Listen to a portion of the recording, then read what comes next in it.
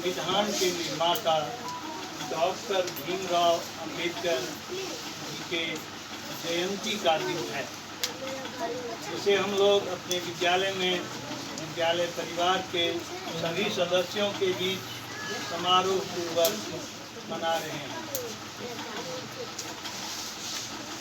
सबसे पहले मैं यह स्पष्ट करना चाहता हूँ कि जयंती समारोह हम लोग मनाते क्यों। हमारा समाज अपने महान पुरुषों का अनुकरण करने का उपदेश हमें देता है, जिनका समाज के प्रति जितना बड़ा योगदान है, हम उस तरह से उनको याद करते हैं। इसी सिलसिले में हम लोग महात्मा गांधी की भी जयंती मनाते हैं। आदि आदि विभिन्न महापुरुषों की, जैसे कबीर साहब की, गुरु नानक देव की, आदि आदि रैदास की, बहुत सारे महापुरुष हमारे समाज में हुए हैं, जिनके पद चिन्हों पर चलने का हम सभी प्रयास करते रहते हैं। उनका सादर स्मरण हम लोग करते रहते हैं। इसी परिप्रेक्ष्य में आज का जो दिन है, यह संविधान निर्माता डॉक्टर भीमराव अंबेडकर जी के जयंती का दिन है। प्यारे बच्चों, संविधान क्या होता है, इसकी थोड़ी जानकारी ले लो। हम लोग किसी व्यवस्था को संचालित करते हैं तो उसका कोई नियम होता है, उसी नियम के तहत हम लोग काम करते हैं और हमें उपलब्धि मिलती है। हमारा जो यह देश है, संपूर्ण संसार का सबसे बड़ा प्रजातांत्रिक देश है। इतने बड़े विशाल देश का संचालन मौखिक तौर तरीके से संभव नहीं है। इसके लिए नियम पुस्तिका बनाई गई, जिस पर हमारा देश चल रहा है। हम देश में किसी भी प्रकार के क्रियाकलाप को देखते हैं, अगर वह संविधान के विरुद्ध है तो न्यायालय चले जाते हैं और न्यायालय से निर्णय ले लेते हैं, यह अवैध है, गलत है, ऐसा नहीं होना चाहिए। कोई हमें अगर संविधान के विरुद्ध कुछ करने के लिए कहता है तो हम अदालत चले जाते हैं। भाई, यह संविधान में वर्णित नहीं है। ऐसे होती है, जिस पुस्तक से होती है, जिस ग्रंथ से किया जाता है, उसका नाम है संविधान। हमारे देश का सर्वोपरि सबसे बड़ा महाग्रंथ कहा जाए तो है वह संविधान। आज़ादी हमें लागू हुआ 26 जनवरी 1991 में। भारत की आज़ादी हुई 1947 में और संविधान लागू किया गया 26 जनवरी 1950 में। संविधान तो क्यों लगा? हमारे देश के विद्वानों ने इतने दिनों तक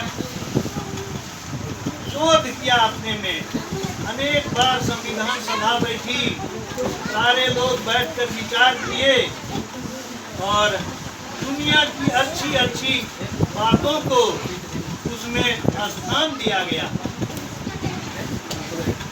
संविधान बनाने की जो समिति बनी थी, उसके अध्यक्ष बनाए गए बाबा भीमराव अंबेडकर जी। उनकी कठिन तपस्या से हमारा यह संविधान बनकर तैयार हुआ, जिस पर हमारा देश टिका हुआ है। इस देश के लिए संविधान की महत्ता सर्वोपरि है। इस तरह से हम देखते हैं कि हमारा देश अंबेडकर साहब के पद चिन्हों पर चल रहा है। हमें जब किसी प्रकार की कठिनाइयाँ सामने आती हैं तो हम संविधान को उलटते हैं और अपने परिस्थिति को उसके अनुकूल बनाकर चलने लगते हैं। इस महान महापुरुष का जन्म महाराष्ट्र के मऊ गांव में हुआ। ये महादलित परिवार से थे। इनके शिक्षा दीक्षा में बड़ौदा महाराज का बहुत बड़ा योगदान है। ये पढ़ लिख कर बैरिस्टर बने, अनेक भाषाओं के विद्वान बने, अनेक विषयों के ज्ञाता हुए। इनके जोर का छात्र मिलना दुर्लभ है। छात्र जीवन में ये 18-18 घंटे तक अध्ययन किया करते थे। लाइब्रेरियन थक जाता था, तंग हो जाता था। ये लाइब्रेरी खुलने से पहले लाइब्रेरी पहुंचते थे और सभी लड़के जब निकल जाते थे तो अंत में वहां से ये जाते थे। यानी ये उत्तम कोटि के अध्ययनशील छात्र थे, जिसके चलते अनेक भाषाओं पर इन्हें पकड़ हुई, अनेक विषयों के ये देवता हुए। ये बहुत बड़े समाज शास्त्री हुए, बहुत बड़े विधि शास्त्री हुए, बहुत बड़े समाज के को अग्रगति देने वाले पुरोधा हुए। इन्हें मानव मुक्ति का पुरोधा कहा जाता है। पुरोधा शब्द का अर्थ होता है जो सबसे आगे चलता हो, जिसके पीछे और कोई चलता हो, उसे पुरोधा कहते हैं। ये मानव मुक्ति के पुरोधा थे। हमारा देश उस समय, जिस समय संविधान का निर्माण हुआ था, विभिन्न प्रकार की बुराइयों से भरी हुई। हिंदू समाज जिसे हम कहते हैं, जातिवाद, छूत अछूत, ऊंच नीच का भेदभाव हमारे समाज में भरा पड़ा था, जिसके चलते दलित कोटि के लोग समाज में अवहेलित थे।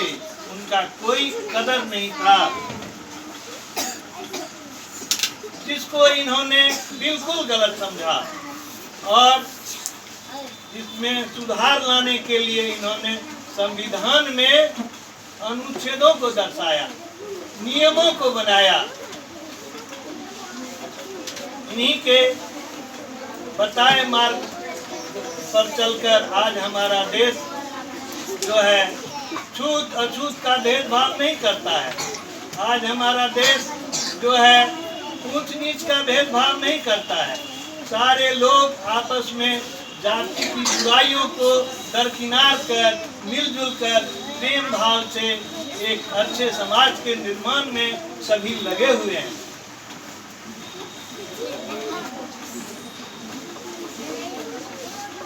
इन्हें हिंदू संप्रदाय से, हिंदू धर्म से कुछ बात को लेकर विभेद था। वो बातें थी जातिवाद, छूत अछूत, है ना, जिससे ये तंग होकर हिंदू समाज को सुधारने के ख्याल से इन्होंने अपना धर्मांतरण, इन्होंने बौद्ध धर्म को अपनाया। इन्होंने भीमनाद किया, बुद्धम शरणम गच्छामि, संघम शरणम गच्छामि। ये बौद्धिस्ट हो गए।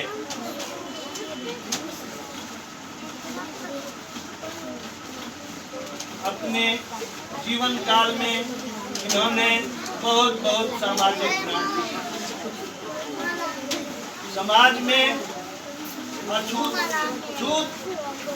कोटि के लोग माने जाते थे, जिनको पानी तक पीने नहीं दिया जाता था, सार्वजनिक स्थल पर मंदिर घुसने नहीं दिया जाता था। लोगों का सोच था कि इसके घुस जाने से भगवान भी छुआ जाएंगे। इन भ्रांतियों को इन्होंने दूर किया, घोर संघर्ष किया। इसके चलते हमारा समाज अग्रगति को प्राप्त किया। प्यारे छात्रों, अम्बेडकर साहब की जीवनी से हमें अध्ययनशील छात्र होने का प्रेरणा लेनी चाहिए।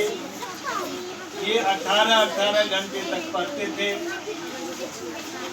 तो हम लोग भी अध्ययनशील बने, पुस्तकों से जुड़े। पुस्तकों में बड़े बड़े महापुरुषों की लिखी बातें होती है। जब हम उसको पढ़ते हैं तो उनके समीप चले जाते हैं, उनसे हमारी संगति हो जाती है। कहा गया है संसर्गजा दोष न भवन्ति, हम इनके संपर्क में रहेंगे, उनका जो दोष है हमें आ जाएगा, उनका जो गुण है वह हमें आ जाएगा। इसलिए महापुरुषों के द्वारा रचित ग्रंथों को पढ़कर हमें उनके संपर्क में जाकर महान होने का प्रयास करना चाहिए। अम्बेडकर जी ने जो मार्ग प्रशस्त किया है, हम भारतवासियों के लिए यह गौरव का विषय है। हमें उस पर चलना चाहिए और उनकी जो परिकल्पना थी उसके आधार पर भारत का निर्माण करना चाहिए।